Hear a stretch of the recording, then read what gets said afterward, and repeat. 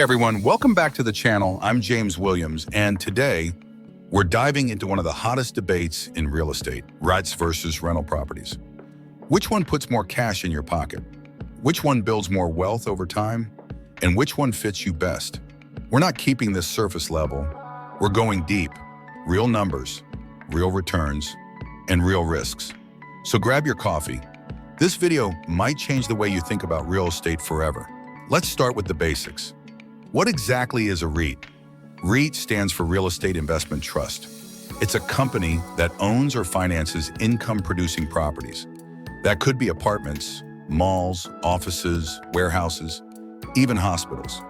When you invest in a REIT, you're not buying a property, you're buying shares in a company. That company collects rent and pays you a share of the income. Simple, right? No tenants, no maintenance, no chasing rent.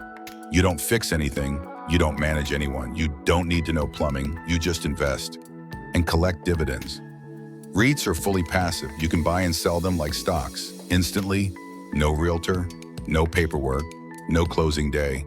You invest today, you start earning tomorrow. Now let's talk about rental properties. This is real ownership. You buy the house, you get the loan, you close the deal, and now you're the landlord. You find tenants, you collect rent, you manage repairs, you're in charge of taxes, insurance, and maintenance. It's a business, and you're the boss. But here's the upside. You make money in two ways. First, cash flow, the money left over after expenses. Second, appreciation, the property value rising over time. Plus you get control. You can raise rents, add upgrades, force equity. It's all on you.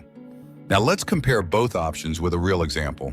Let's say you have $50,000 to invest. You put that money into a REIT. It pays you a 5% dividend. That's $2,500 per year. Let's say the REIT also grows 3% per year. That's an 8% total return. So now you're at $4,000 a year. No stress, no effort, no 2 a.m. headaches. Now take that same $50K and use it as a down payment on a $250,000 rental. You finance the rest. Let's say your rent is $2,000 per month. After mortgage and expenses, you make $300 a month cash flow. That's $3,600 a year. But wait, your tenant's rent is paying off your loan. You're building equity. And if the home value rises by just 3%, that's $7,500 in appreciation. Now your return jumps over $10,000. Sounds amazing, right? It is, but it comes with strings attached. REIT income is passive. Rental income is active. You're managing people. You're fixing problems. You're running a business. With REITs, you're just an investor. And what about risk? With rentals, if your tenant leaves, you cover the mortgage. If something breaks, you pay for it. One bad tenant, one legal issue, your cash flow gets wrecked. With REITs, risk is spread out. You're part of hundreds of properties in multiple markets. If one unit fails, it barely moves the needle. If this helped you today, like the video, subscribe to the channel, and tell me in